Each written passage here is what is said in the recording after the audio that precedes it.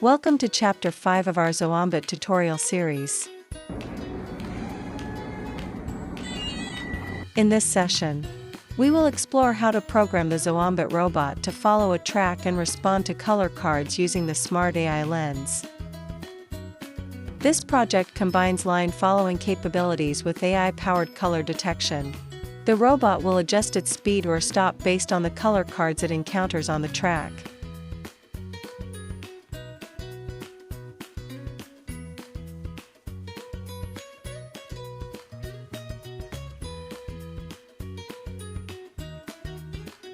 To begin, open the MakeCode editor. Click on Extensions. Search for Zoombit and add it. Then add the Planet X extension to include the Smart AI lens blocks.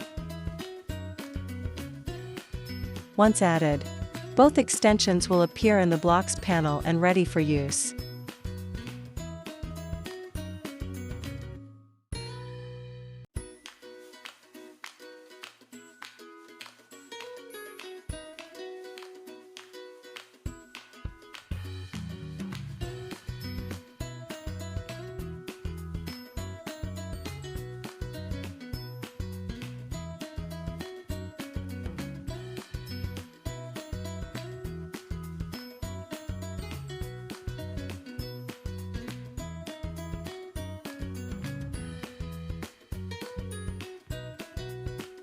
How the code works. The AI lens is initialized and set to color recognition mode, enabling the robot to detect color. When the robot starts, a square icon shows it's powered on and ready. Speed is set to 100 and the robot waits for button A to be pressed.